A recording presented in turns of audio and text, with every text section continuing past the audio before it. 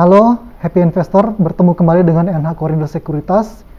Kali ini kita akan membahas salah satu perusahaan yang akan segera melantai di Bursa Efek Indonesia, yaitu PT WIR Asia Tbk atau kode sahamnya WIRG.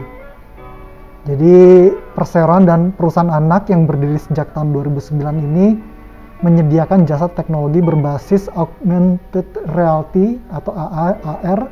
Perseroan menggabungkan teknologi virtual reality, artificial intelligence, Internet of Things, dan teknologi pendukung lainnya seperti blockchain dan mechatronics. Melalui perusahaan anak, perseroan menawarkan 3 jasa teknologi terintegrasi untuk konsumen, yaitu yang pertama Solution for Brands melalui AR & Co, fokus pada software termasuk di dalamnya augmented reality, virtual reality, dan artificial intelligence. Yang kedua adalah Solution for IoT Kiosk, yaitu penyedia platform Internet of Things untuk layanan iklan kreatif untuk sektor fast moving consumer good atau FMCG. Yang ketiga adalah Solution for Commerce, menyediakan jaringan toko virtual yang memfasilitasi gerai retail offline. Perusahaan beralamat di Jalan Panjang Raya nomor 70 Kebonjeruk dan websitenya di wirglobal.com. Oke, ini strukturnya ya. Yang pertama IPO structure menawarkan sebanyak saham yaitu 2.337.090.000 lembar.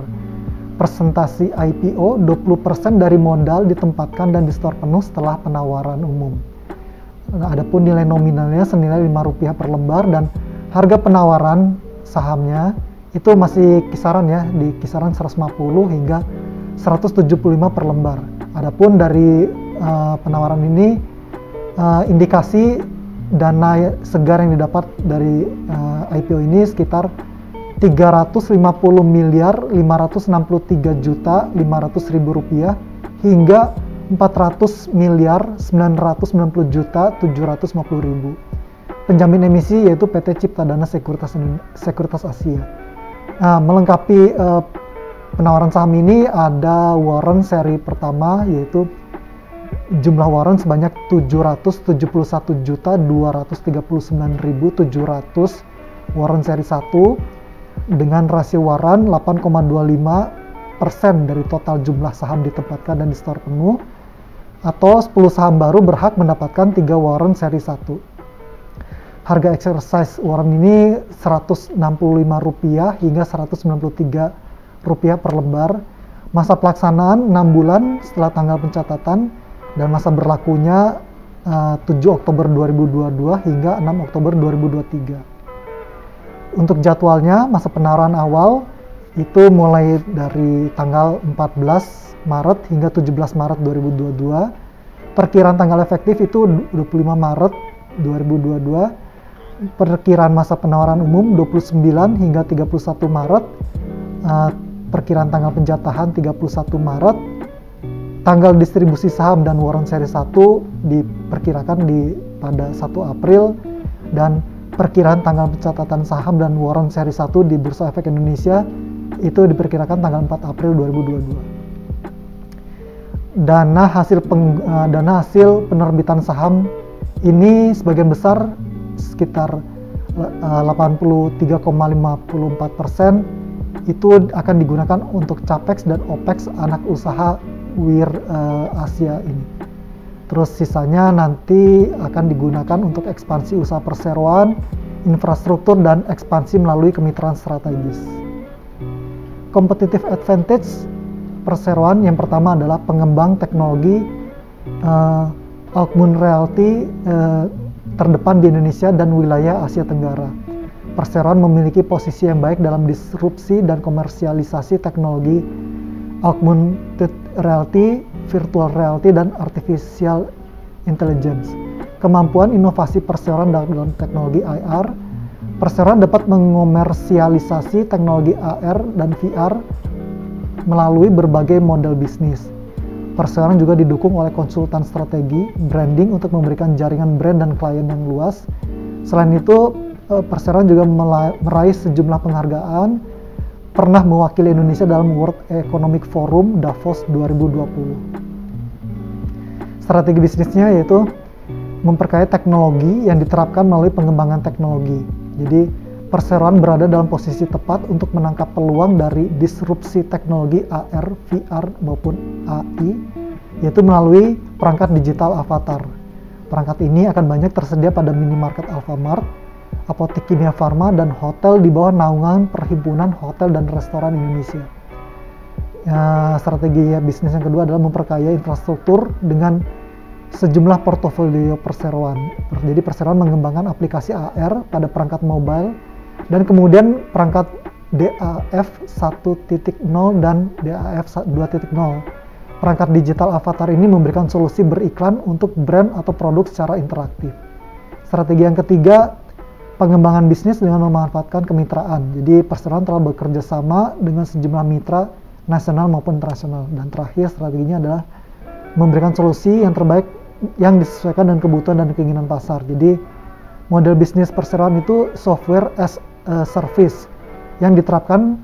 Perseroan menyediakan layanan pengembangan aplikasi yang memberikan kemampuan beradaptasi yang tinggi. Oke, berikutnya resiko-resiko. Jadi tetap ada resiko ya. Yang pertama adalah resiko utama, yaitu resiko perkembangan teknologi. Jadi kita tahu semua perkembangan teknologi itu begitu cepat, tapi di sisi lain itu juga menjadi salah satu resiko.